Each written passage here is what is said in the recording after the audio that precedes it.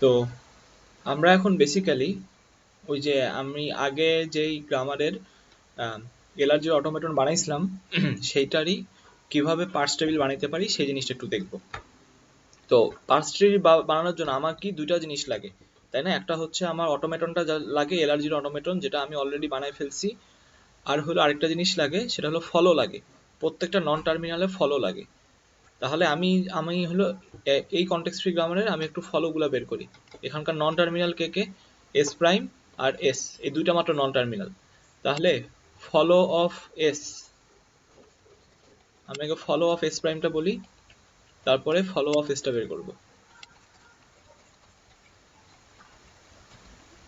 আচ্ছা, প্রথম কথা ফলো অফ এস প্রাইম। এখানে আমার যে ৩ নাম্বার যে একটা রুল ছিল, যে রুলটা আমাকে বলতো যে কোনো কনটেক্সট ফ্রি গ্রামারের যদি স্টার সিম্বল থাকে, তাহলে কি সেইটাতে সেটার ফলোতে অলওয়েজ একটা ডলার যাবে, রাইট? তাহলে সেটার ফলোতে অলওয়েজ একটা ডলার যাবে। তাহলে এইখানে এই যে অগমেন্টেড গ্রামারটার স্টার সিম্বল কোনটা? এস প্রাইম, ঠিক আছে? আচ্ছা, এইটা যেন ভুলভাবে না করিয়েন যে এখানে এস এর যেন ইয়াতে ডলার মানে আগে বসায়েন না। যদি আসে তাহলে আসলো, না আসলে নাই। কিন্তু এস প্রাইমের আগে এখানে কিন্তু ডলারটা বসাইতে হবে, কারণ কি এই যে গ্রামারটা, এখন তো গ্রামারটা মডিফাই হয়েছে। এই মডিফাইড অ্যাকচুয়াল স্টার সিম্বল এখন কে? এখন হইলো এস প্রাইম, ঠিক আছে? এই গ্রামারের augmented grammar star symbol S prime, সেজন্য আমরা যেটা করতেছি এস প্রাইমের এখানে ডলার লিখতেছি। আচ্ছা, এখন হইলো যেটা করতে হবে যে আমাকে বের করতে হবে এস প্রাইমের ফলোতে কারা কারা। এস প্রাইমের ফলোতে কারা কারা। তো একটু দেখি যে আমার রাইট সাইডে কি কোথাও এস প্রাইম আছে। ফলো বের করার সময় আমরা কিন্তু প্রোডাকশন বডিতে দেখি, ঠিক আছে? প্রোডাকশন হেডে না, প্রোডাকশন বডিতে এখানে এস প্রাইমকে খুঁজি। তাহলে এখানে দেখেন কোথাও এস প্রাইম নাই। তাহলে যেটা হবে, আমার এখানে কিন্তু আপাতত কোনো কিছু নাই। তাহলে যেটা ইয়া হলো, আমার আপাতত এই ফলো এস প্রাইমে এই একটাই এলিমেন্ট। এখন আমাকে ফলো এস বের করতে হবে। তাহলে ফলো এস দেখি কোথায় কোথায় আছে। মানে এস এস আছে হলো এইখানে আছে, এইখানে আছে, এই দুইখানে আছে। তাহলে এই ফলো এসটা কি হবে? এটা হলো আমার যে ২ নাম্বার রুল। আলফা বিটা ফরম্যাটে পড়ছে। আলফা মানে হলো এপসাইনল, আর বি বি মানে কে? বি মানে হচ্ছে এই এসটা। তাহলে ফলো অফ এসে কে থাকবে? বেসিক্যালি ফলো অফ এস প্রাইমের জিনিসগুলো থাকবে। তাহলে ফলো অফ এসে ফলো অফ এস প্রাইমের জিনিসগুলো থাকবে, অর্থাৎ এখানে ফলো অফ এসে একটা ডলার আসবে, রাইট? কারণ কি এস প্রাইমে ডলার ছিল। আচ্ছা, আর দেখি আর কিছু পাওয়া যায় কিনা। তাহলে এইটার কাজ হয়ে গেল। এখন এইখান থেকে নতুন কিছু পাওয়া যায় কিনা এটাও দেখেন।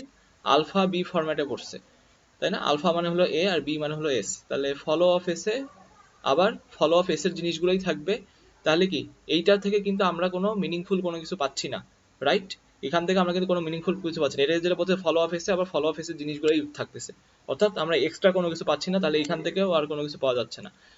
আর ফাইনালি এখানেও তো দেখেন, এখানে তো আমার কোনো এস নাই, তাহলে এখান থেকে পাওয়া পসিবল না। তাহলে আমার ফলো অফ এসেও কিন্তু শুধুমাত্র এই একটাই জিনিস। ফলো অফ এসেও কিন্তু আমার শুধুমাত্র এই একটাই জিনিস, ঠিক আছে? আর কি কোনো নন টার্মিনাল আছে? নন টার্মিনাল আর কিন্তু আর কোনো নাই, ঠিক আছে? আর এবং আমরা কিন্তু ফলো কোনো রকম টার্মিনালে বের করতে পারি না, অন্য কোনো স্ট্রিং এরও বের করতে পারি না, শুধুমাত্র নন টার্মিনাল বের করতে পারি। তাহলে আমার আর কোনো ফলো নাই। তাহলে এই যে আমি ফলো সেটটা পাইলাম, আর এখন এই যে আমি অটোমেটাটা পাইলাম, এলআরজির অটোমেটন। এখন আমাকে এই দুটো ইউজ করে পার্স টেবিল বানাইতে হবে, ঠিক আছে? তো পার্স টেবিলটা বানানোর জন্য আমার কি কি লাগবে? সবার আগে আমরা কিন্তু স্টেট লিখি, পার্স টেবিলে স্টেট লিখি। এরপরে পার্স টেবিলে অ্যাকশনগুলো লিখি। স্টেট, অ্যাকশন আর গো টু, এই ৩টা জিনিস লেখা হয়। স্টেট, অ্যাকশন আর গো টু। আচ্ছা, এখানে আমার কি কি স্টেট আছে টোটাল? এখানে টোটাল দেখতেছি i0 থেকে i3, টোটাল 4টা স্টেট আছে এই কনটেক্সট ফ্রি গ্রামারের জন্য। i0, i1, i2, i3, অর্থাৎ এই এলআরজির অটোমেটনে। তাহলে আমি যে লিখবো i0, i1, এখানে i1 না লিখে এখানে খালি 0, 1, 2, 3 এই পর্যন্ত লিখি, তাই না? আমাদের যে বইয়ে যেভাবে ছিল আমরা ওইভাবে ফলো ফলো করতেছি। তাহলে 0, 1, 2, 3 এটা লিখলাম। তাহলে এই 0, 1, 2, 3 বেসিক্যালি স্টেটকে রিপ্রেজেন্ট করতেছে। আচ্ছা, অ্যাকশনের আন্ডারে কারা কারা থাকতো? আমার যারা যারা টার্মিনাল সিম্বল ছিল, আমার কনটেক্সট ফ্রি গ্রামারে যারা যারা টার্মিনাল সিম্বল ছিল, তারা হলো আমার অ্যাকশনে যাইতো। তাহলে এই কনটেক্সট ফ্রি গ্রামারে টার্মিনাল সিম্বল কারা কারা ছিল দেখেন তো। টার্মিনাল সিম্বল ছিল কি? এ একটা টার্মিনাল সিম্বল, আরেকটা কে? এপসাইনল একটা টার্মিনাল সিম্বল, রাইট? তাহলে এখানে আসবে কে কে? এ আসবে, আর কে আসবে, এ আসবে, আরেকটা হলো এপসাইলন আসবে। ঠিক আছে, এবং এ আর এপসাইলন বাদেও আমার যতগুলো টার্মিনাল সিম্বল ছিল এটা বাদেও কিন্তু আমাকে এক্সট্রা আরেকটা সিম্বল লেখা লাগে। সেটা কি লেখা লাগে? এন্ড অফ ফাইল মার্কারটা, তাই না, ডলারটা। কারণ আমরা জানি যে এই ডলার কিন্তু ফলোতে আসবেই। যদিও এই ডলারটা আমার এইখানে গ্রামার সিম্বলে স্পেসিফিকলি নাই, স্পেসিফিকলি এই গ্রামার সিম্বলে নাই, তবুও কিন্তু ডলারটা যেহেতু ফলোতে আসে বা আসবে, সেজন্য আমাকে ডলারটা এক্সট্রা করে লিখতে হবে। তাহলে আমার এই দুইটা টার্মিনাল সিম্বল ছিল। আর গোটুতে কারা থাকে? গোটুতে থাকে নন টার্মিনাল, তাই না? তাহলে তাহলে এইখানে আমার নন টার্মিনাল কারা কারা? এই ইয়াতে আমার নন টার্মিনাল হইলো যে এই এস, তাই না? আমার অরিজিনাল ইয়াতে যেগুলো নন টার্মিনাল সেইগুলা। তাহলে এখানকার আমার অরিজিনাল যে কনটেক্সট ফ্রি গ্রামার ছিল সেখানে কিন্তু এস এস ছিল, আর এস প্রাইমটা তো আমরা অগমেন্ট করে আনছি। তাহলে গোটুতে কিন্তু ওই যে অরিজিনাল কনটেক্সট ফ্রি গ্রামারের যেটা নন টার্মিনাল, এখানে শুধুমাত্র একটাই নন টার্মিনাল। তাহলে কি গোটুতে শুধুমাত্র এস থাকবে। আচ্ছা, তাহলে আমি এখন যেটা করি, আমি এখন আমার পার্স টেবিলটা কমপ্লিট করি। ঠিক আছে, তো সবার আগে হলো আমি জিরো স্টেটে যাই। তো জিরো স্টেটে গেলাম। জিরো স্টেটে গিয়ে দেখি, এই যে জিরো স্টেটে আমি আসি, জিরো স্টেটে গিয়ে দেখি আমি যদি এ পাই, তাহলে কোথায় যাব? 2 নাম্বার স্টেটে যাব, রাইট? তাহলে শিফট টু 2। আমি যদি এ পাই তাহলে 2 নাম্বার স্টেটে যাব, তাহলে S2 লিখলাম। ঠিক আছে, আমি আগে গো টু গুলা কমপ্লিট করি যে কোথায় কোথায় গো টু যাওয়া পসিবল I0 থেকে। তাহলে আমি এ যেতে পারি, আবার কি আমি এস এ যেতে পারি, রাইট? এস দিয়ে আমি কোথাও যেতে পারি। তাহলে আমি যদি ইনপুটে আমি যদি এস দেখি 0 নাম্বার স্টেট থেকে, তাহলে কোথায় যাব? 1 নাম্বার স্টেটে যাব। তাহলে আমি এই জিরো নাম্বার স্টেটে যদি এস দেখি, তাহলে হলো 1 নাম্বার স্টেটে যাবো, এবং গো টুর সময় কিন্তু শুধুমাত্র 1 লেখা হয়, তখন S1 লেখা হয় না। ঠিক আছে, অর্থাৎ গো টু দ্যাট স্টেট। তাহলে 0 নাম্বার স্টেটের জন্য আর কোনো গো টু নাই, এসও নাই, মানে এসও কনসিডার হয়ে গেছে, এও হয়ে গেছে। এখন আমাকে দেখতে হবে এটার ভিতরে কোনো রিডাকশন করা হয়েছে কিনা। তো দেখেন এখানে কিন্তু একটা রিডাকশন করা হয়েছে, জিপ চ্যানেলের পরে একটা কিন্তু ডট ছিল, তাহলে এখানে একটা রিডাকশন করা হয়েছে। তাহলে রিডাকশনের জন্য আমরা কি বলছিলাম? যখন কোনো রিডাকশন করি তখন আমরা আর লিখি, তাই না? এবং তারপরে কি লিখি? তারপরে যে সংখ্যাটা, এই সংখ্যাটা বেসিক্যালি রিপ্রেজেন্ট করে কত নাম্বার রুল ইউজ করে রিডাকশনটা হয়েছে। তাহলে আমাকে বেসিক্যালি বুঝতে পারতেছেন এখানে নাম্বারিং করতে হবে। তাহলে এইখানে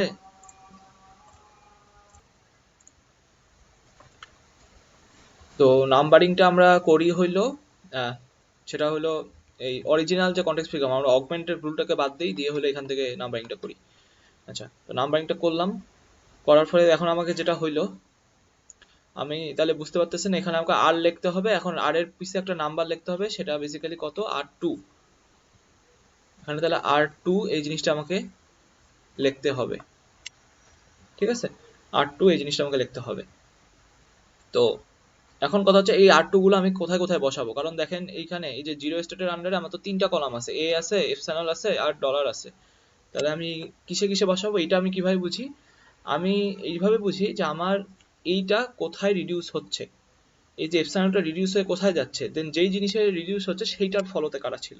তাহলে দেখেন এপসাইলনটা রিডিউস হয়ে কোথায় যাচ্ছে? এপসাইলনটা রিডিউস হয়ে যাচ্ছে হলো এস এ।